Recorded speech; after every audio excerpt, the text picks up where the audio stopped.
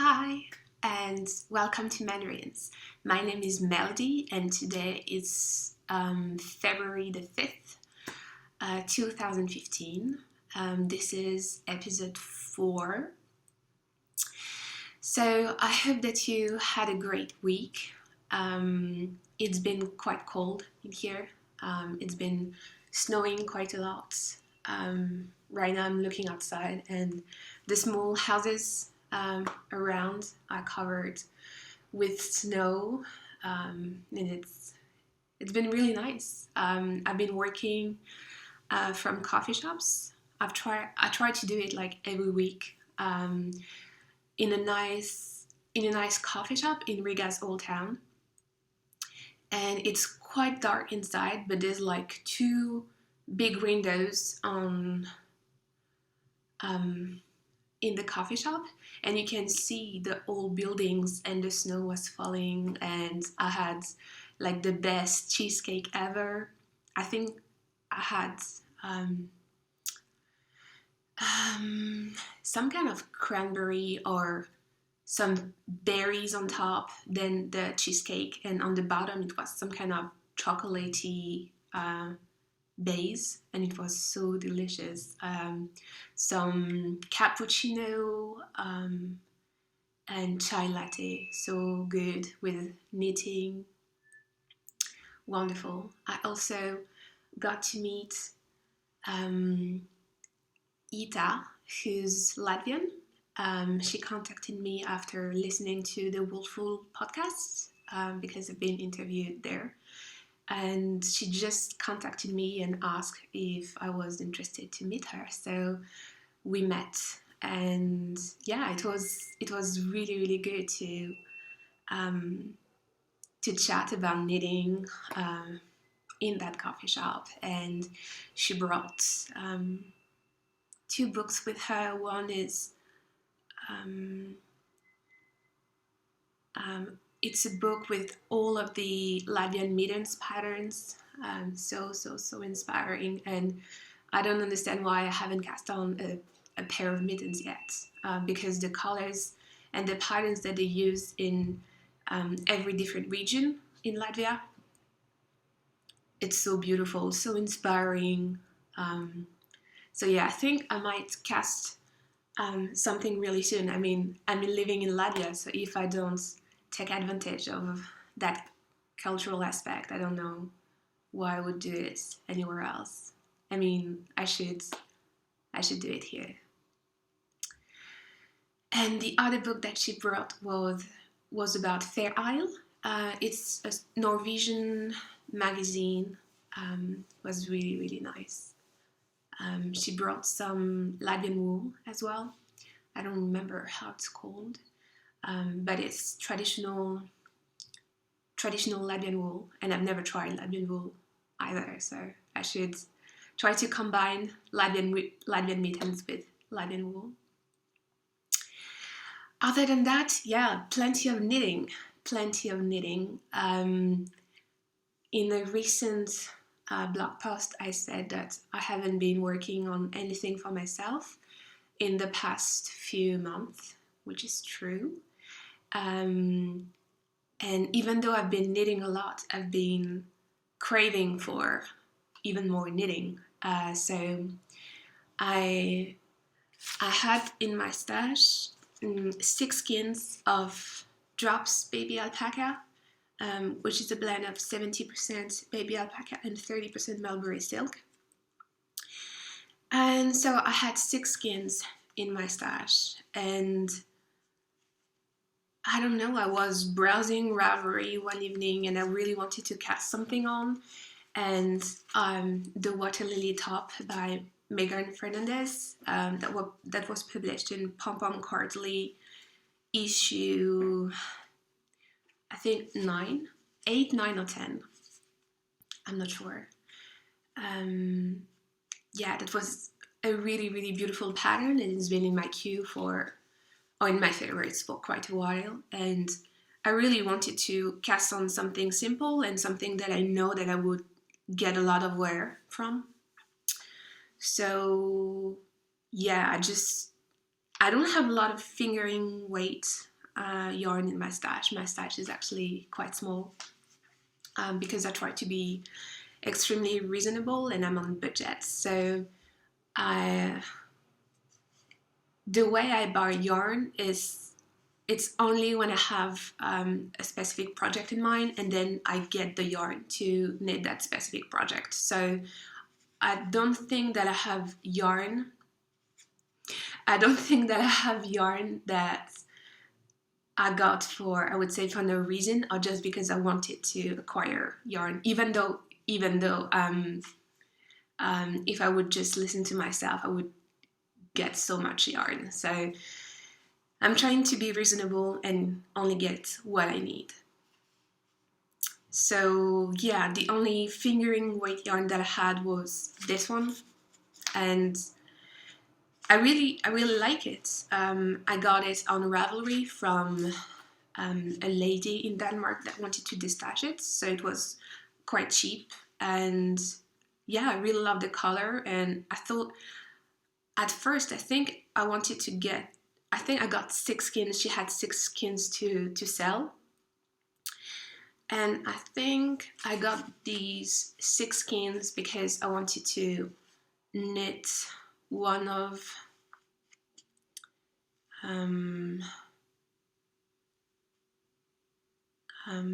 Matter's pattern.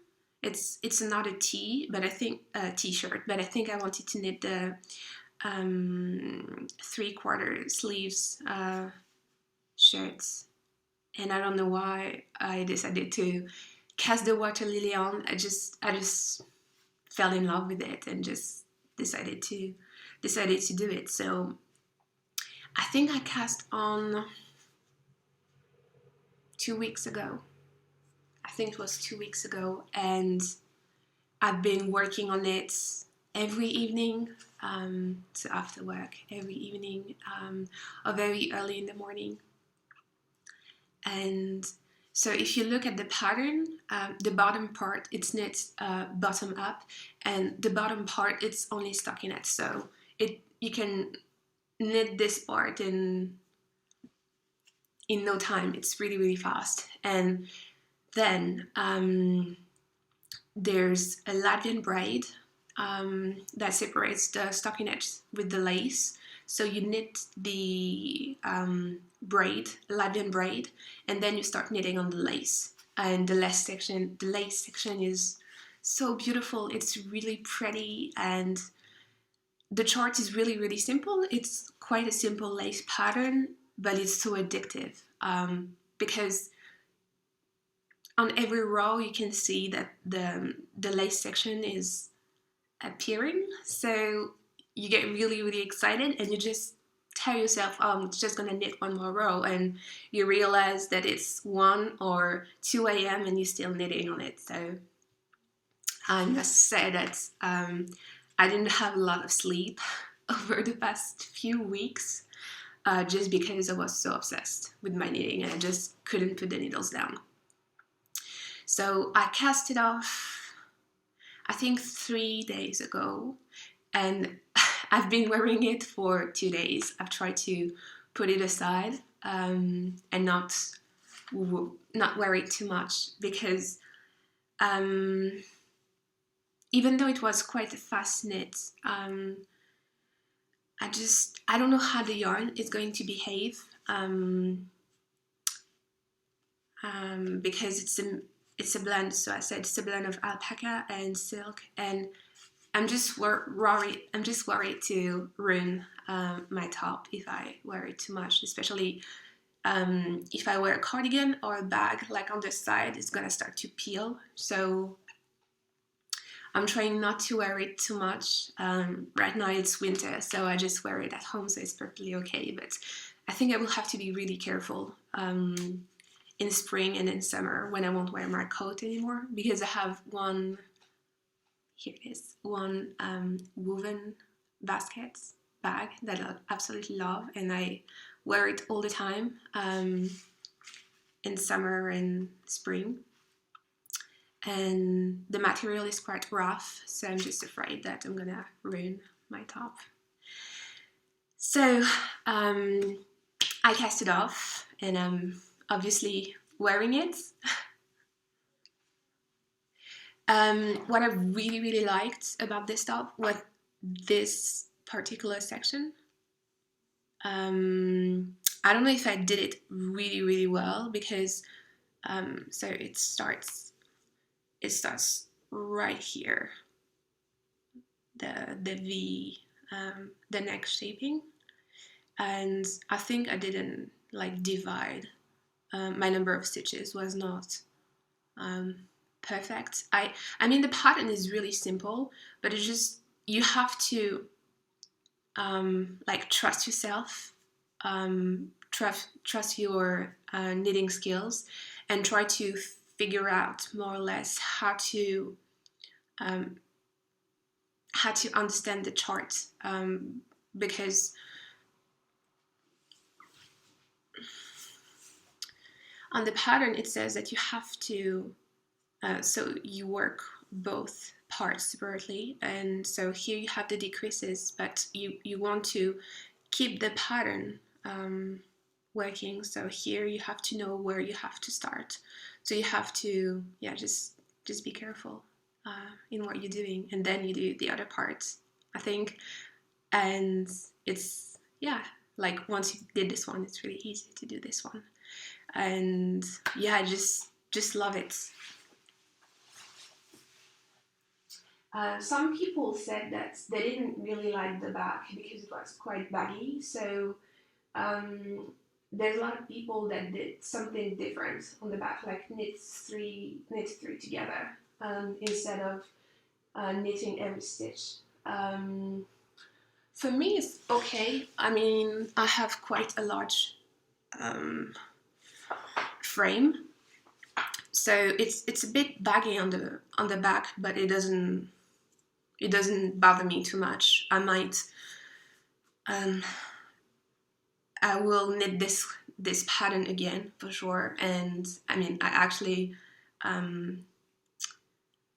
ordered some yarn recently, the same one but in a different color. So I think I will probably like try to knit two together on the back. I will see. So yeah, I've been spending quite a lot of time on Ravelry, browsing maybe your stashes, see if you had some interesting yarn that I wanted to try, but I didn't find anything. I mean, there's a lot of yarn that I wanted to try, of course, but if I buy it directly from the shop, there's a lot of yarns that are mostly located in the US, so the shipping cost is really expensive.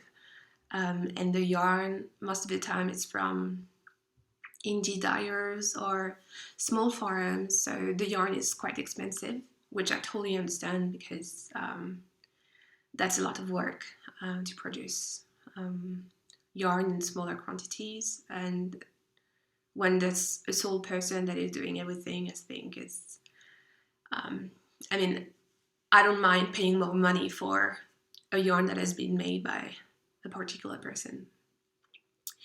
So, what was I saying? Talking about the new yarn, yeah.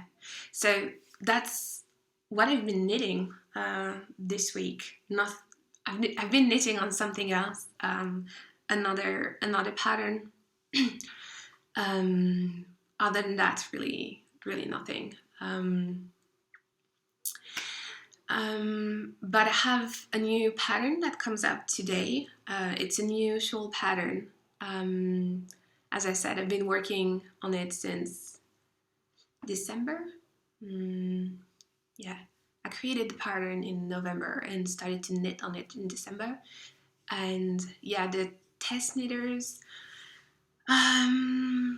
there's one test knitter that completed, two test knitters that actually completed their shawl, and two others that are still knitting, but they're almost done. So I'm really excited to see how their shawl is going to turn out after blocking, because there's a lot of lace. I mean, there's lace, and as you know, if you've knit lace before, once you block the garment or the shawl or whatever, like the lace is really going to bloom, and the final product is totally different from the one that you had on the needles.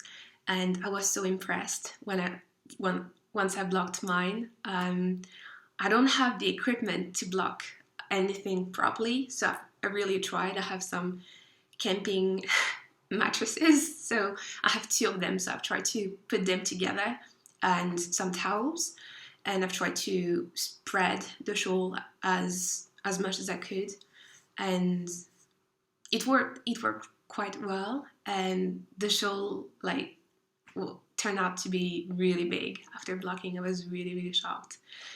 So the shawl, here it is. Oh, it's not that light actually, just because I'm sitting in front of, and that on the wrong side, because I'm sitting in front of the window, so it's not that light. But you see, you can see the lace section really well, because when I was knitting it, I couldn't really see the holes from the lace. But the blocking helps so much.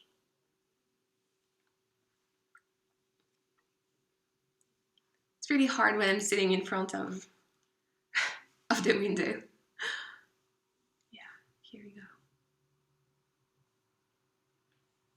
So I've used 3 skeins of Road to China Light from the Fiber Company. So it's about, I've created the Ravelry page already for the pattern. So there's the yardage written, but I think it's about 440 yards. I'm not sure. Just go to the page if you're interested, and just to make sure that you have enough yarn if you ever want to make the shawl. So that's a blend of cashmere, camel, alpaca, and what else? Wool? I'm not sure. Anyway, that's a wonderful blend. As you can see, it's really drapey. Really drapey.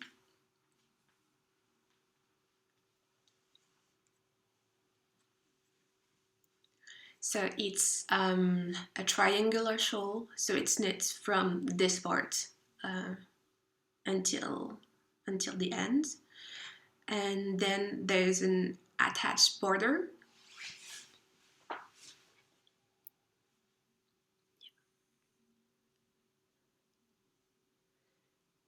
That runs from one side to the other.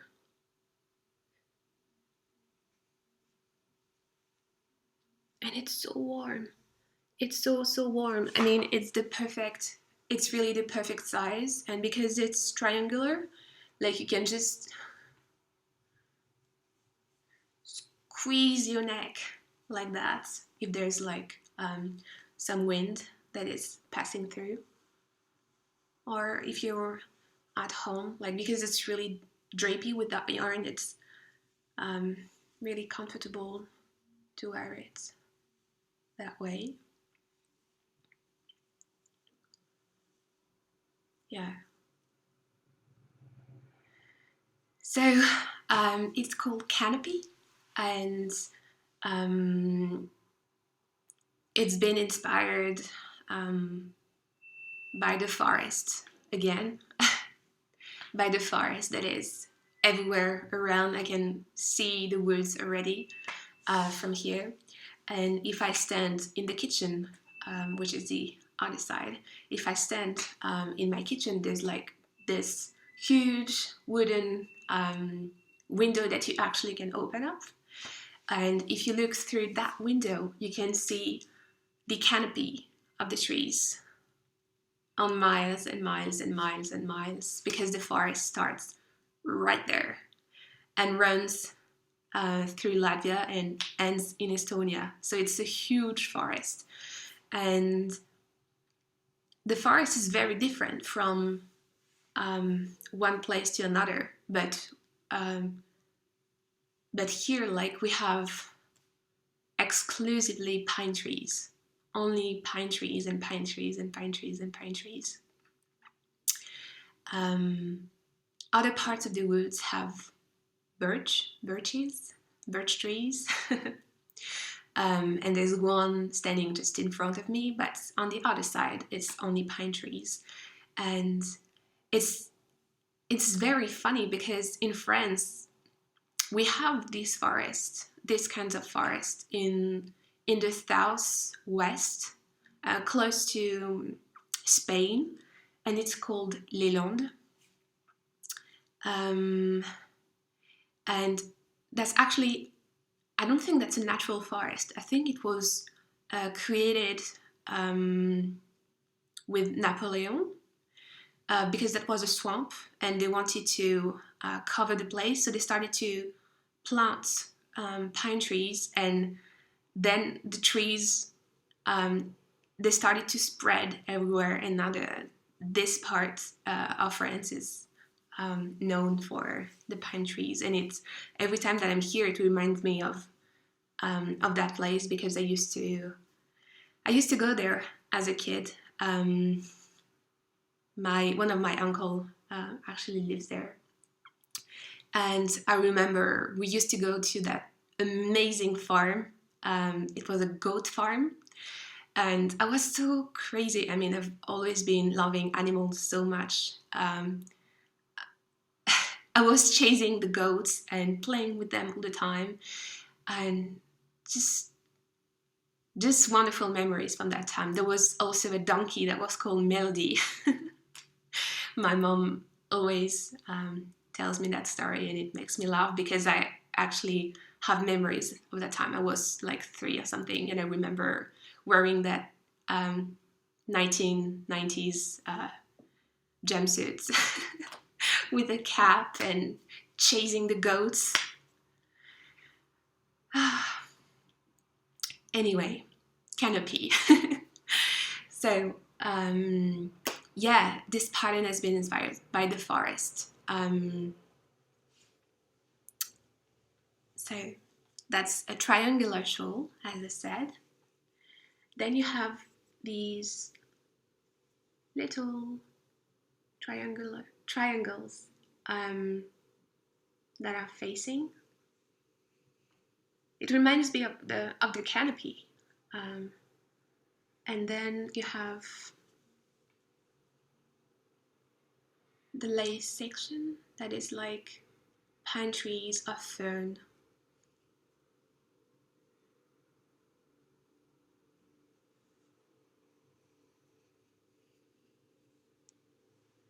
And on the border, I decided to I wanted to have something soft for the border, and I just thought that this one was working really well with the pattern. So I don't really like really sharp edges. I really like when it's soft, or no edging at all. I really like it. So this one I thought was quite soft, and it reminded me of the pattern of the lace section, but it was different as well. And there's something that I hate in every kind of pattern, is to bind off. I hate binding off, especially when you have a lot of stitches on the needles, whereas it's a cardigan or anything else, when there's a lot of stitches on the needles and you have to bind off every single stitch. I get really bored. I put it aside, and then that's a chore, rather than happy knitting time. So I just wanted to enjoy the knitting until the very last stitches. So the applied border is a really good compromise, because you knit until the end. You just have to bind off at the end like 5 or 4 stitches, but that's it. The border is knit. So it's knitting and knitting and knitting, not binding off. So that's something that I really, really like.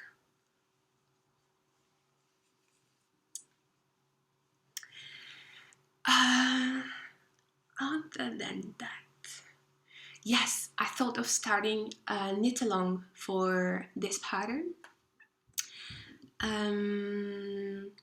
So I will upload the pattern tonight, I think, on Ravelry, and I thought of starting the KAL on Monday. So just tell me what you think. I have a Ravelry group which is called Mandarines, and I will put all the informations there. But you can just go there and tell me. There's a Canopy thread, so you can already tell me if you're interested in the KAL. Yeah, just tell me what you think. 26 minutes. Okay. Other than that, so if you remember, last year, so in October 2014, I host another KAL, KAL, shawl, for the Shetland Wool Week. And I've been obsessed with Shetland knitting ever since I started this KAL, and I think I was interested way before that, but it's really at that moment that my interest grew. So yeah, there's this magazine that is called 60 Degrees North or 60 North, and it's a magazine that is about Shetland, the Shetland Islands. And this special issue is about knitting. Knitting, an island way of life. And as soon as I saw this, I had to place an order because I wanted to have an actual copy rather than just a digital one. And I've been trying to save articles, not to read it through at once. Just trying to read like one article every other day, so then I can get inspired over and over. And so there's a few articles about knitting, but there's also like one with food and traditional things in Shetland, so that's really interesting. I hope I will have the chance to visit the islands one day. And I thought I could read you just a few lines, if I can find the page.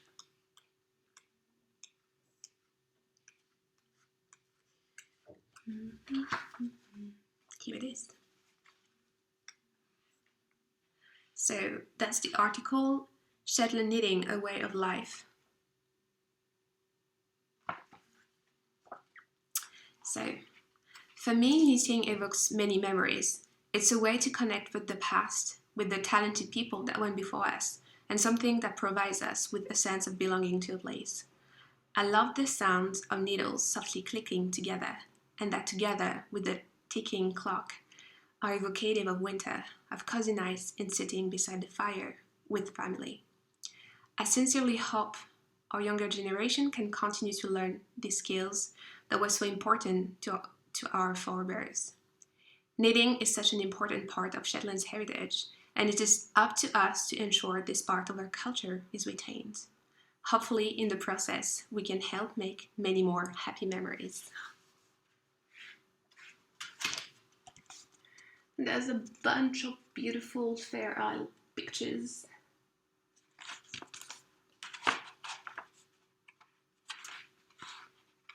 And I agree with that article so much. It's so important to try to save this knowledge and try to make the younger generations interested in knitting or in crafts in general. Because I think even though we are a part of this community, I feel that the younger generations,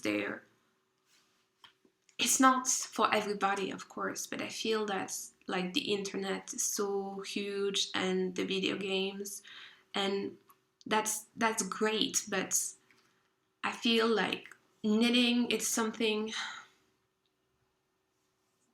it brings community closer. People, they can gather and talk together, exchange ideas, get inspired, and just have some real interaction rather than sitting lonely in front of their computer or whatever, TV. Or I just think it's something really important. And yeah, if the younger generation start to get inspired and interested in crafts, that's something really good, because then it's not only a passion, as it said in the article, it's a way of life. So if you start knitting, it could make you, I don't know, you could get interested by many other things like cooking or gardening or being more self-conscious of the things that you buy, rather it is like food-wise or clothing or whatever. I think everything is more or less related. So anyway, yeah, that's what happened this week. So I will probably try to upload the video on YouTube right now, which is gonna take me forever. I'm not really good at that. It just takes me forever. So yeah, I'm gonna try to do that, and then I will upload the pattern on Ravelry, and I have started a giveaway on Instagram. So if you just post a comment telling me which yarn you would like to use for that pattern and tag a friend, I will draw winners later today. So you have a chance to win a copy of the pattern. Yeah, so that's about it. I hope you're going to have a nice end of the week. Today, so it's Thursday.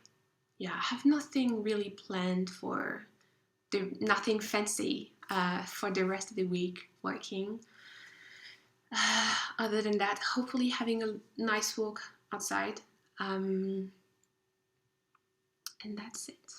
Oh no, I forgot something. I will show you later because I haven't received it yet, but there's a blogger that is called Benjamin Hall, and he's based in Dorset, I think, in the UK. And I've been following him for, I don't know, like a year or something, and he's always sharing pictures of him farming his animals and everything. And last August or October, I don't really remember, he said that he was going to start selling yarn from his sheep, and I've been waiting because he said that the shop was going to open really soon, and 3 or 4 months later, like, there was still no sign of the yarn. So I started to lose hope. And then I saw one of Karen Templar's from Fringe Association picture on Instagram, and she was grabbing one of the skins, and I could see that she had a bag full of them behind her. And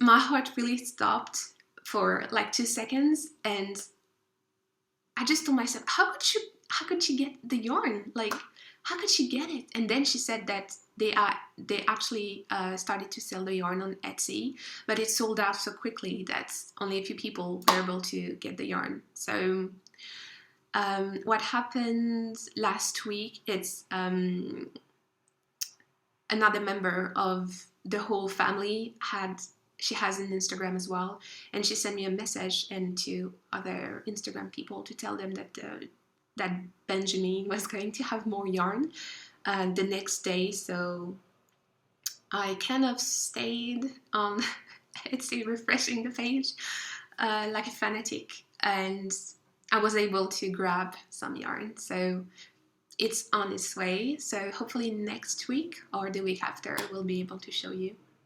Really, really exciting. So, yeah, that's it. I will let you go right now. So see you soon. Bye.